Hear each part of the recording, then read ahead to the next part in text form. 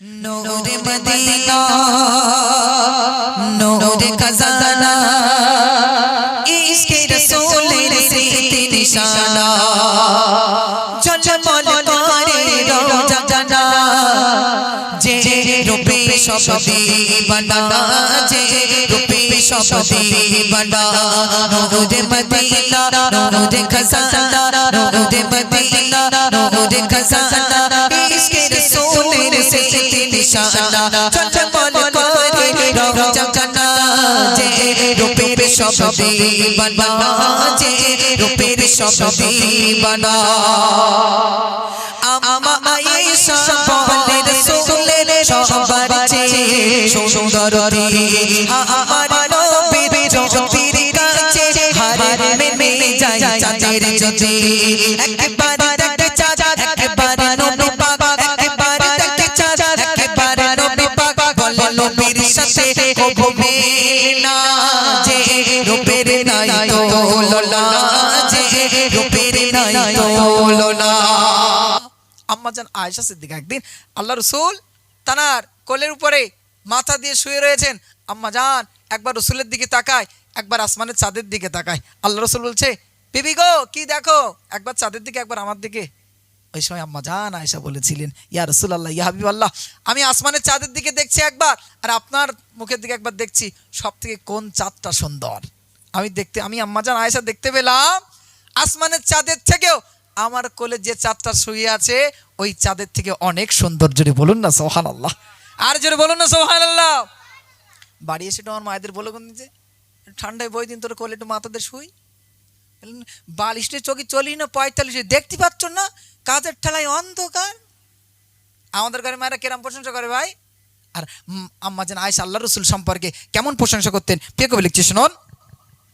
একদিন আয়েশা প্রিয় রাসূলের জুব্বা মোবারক সেলাই করে, হঠাৎ করিয়া হস্ত থেকে সুই সুতা চাইরে পড়ে। একদিন আয়েশা প্রিয় রাসূলের জুব্বা মোবারক সেলাই করে, হঠাৎ করিয়া হস্ত থেকে সুই সুতা চাইরে পড়ে। বল মা আয়েশা নবীকে দেখিয়া, বল মা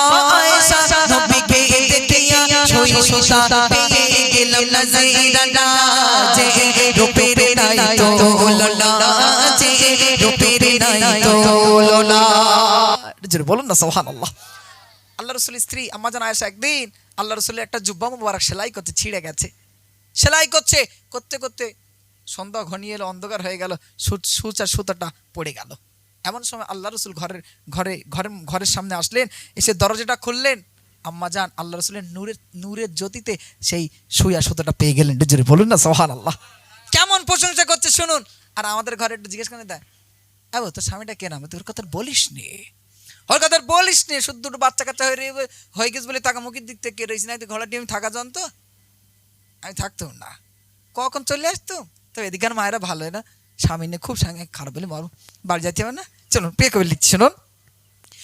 বলে আয়েশা ইউসুফ নবীর দেখিয়া যারা কেটেছে আঙুল, আমার নবীকে দেখে তো যদি বলে জাগাতে তো হইবে গোল। বলে আয়েশা ইউসুফ নবীর দেখিয়া যারা কেটেছে আঙুল, আমার নবীকে দেখে তো যদি বলে জাগাতে তো হইবে গোল। আব্দুল মান কয় বহুমান আজরায়, আব্দুল মান কয় বহুমান আজরায়, হাদিস পাকে তার বর্ণনা যে রূপের নাই তুলনা যে রূপের নাই তুলনা। আম্মাজান আয়েশা আরো বলছি, ইয়া রাসূলুল্লাহ সেই সময় সবথেকে রূপের রাজা কে ছিলেন? রূপের রাজা ইউসুফ নবী ছিলেন না? হ্যাঁ, আম্মাজান আয়েশা বলছে, ইয়া রাসূলুল্লাহ সেই সময় মিশরের মেয়েরা ইউসুফ নবীকে দেখে যারা হাত কেটে ফেলেছিল, আমার তো মনে হয় তারা যদি আমার রসুলকে দেখতো কলিজাখানা কেটে দিত, কোনো কথা হতো না। ঠিক কিনা? এটা জোরে বলুন না সুবহানাল্লাহ। ওমা স্বামীকে প্রশংসা করুন, স্বামীকে যদি প্রশংসা আপনি করতে পারেন, যদি স্বামী খারাপও হয় পাল্টে যাবে, ঠিক কিনা? কিন্তু আমাদের ঘরে প্রশংসা করে বলে মনে হয় এরা কি করে, একটু স্বামী যদি দু কথা বলে ব্যাগটা গুছকে কায়দা করে হুজুরির বাড়ি, হুজুর একটু পানি পড়ে দাও, আমাকে ওলা ওটা সকালে মারি, দুপুরি মারি, রাত্রির মেরে সই, ওর হাতে যেন গুটি হয়, বলে না। আর হুজুর বলতে যে তাইলে তো খুব কায়দা, 3001 টাকা লাগবে। বলে হুজুর 3001 টাকা কেন, লক্ষ্মীর ভাণ্ডার জোগাড় করে গেছি, এই 12 মাস ধরে 12,001 টাকা দিতে হয়, তাও দেবো।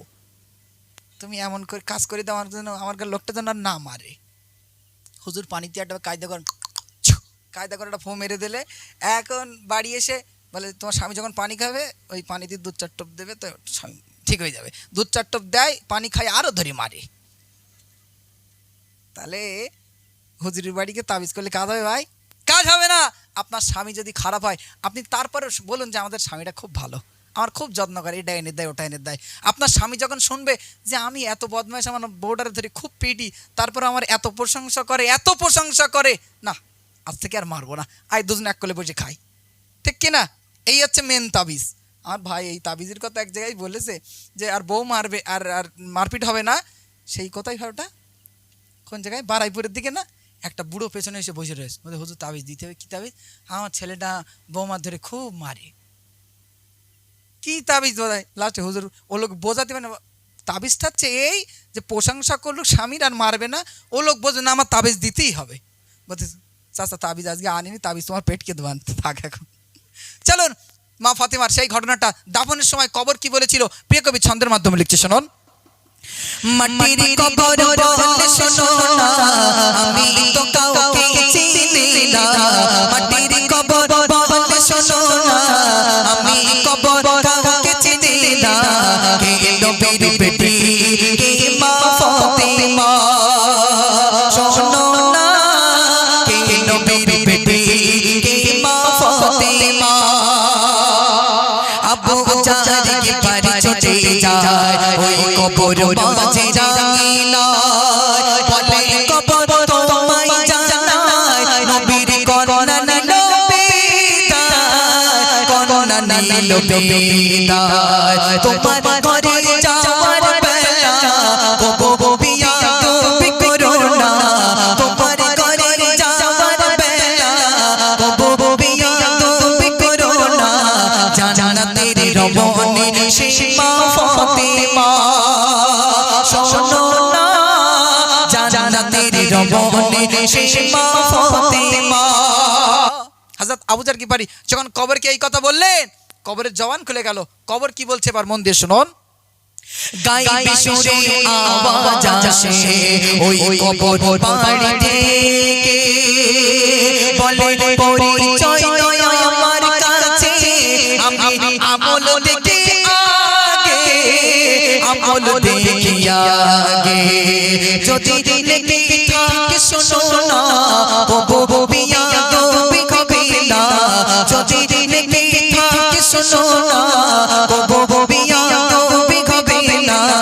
আমি কবর দেব না তার যাতনা, শোনো মা, আমি কবর দেব না তার যাতনা।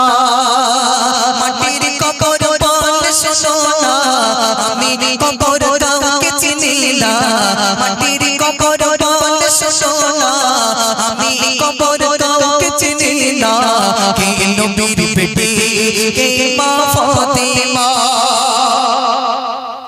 মা ফাতেমার জন্য কবর যদি দেয় এমন খবর, ভাবছো কি মা হয়ে বিভোর করবে তোমায় আদর। মা ফাতেমার জন্য কবর যদি দেয় এমন খবর, ভাবছো কি মা হয়ে বিভোর করবে তোমায় আদর, করবে কি তোমায় আদর। যে চাই আমল ছাড়া চলে না, আব্দুল মান্নান কবো বলো না।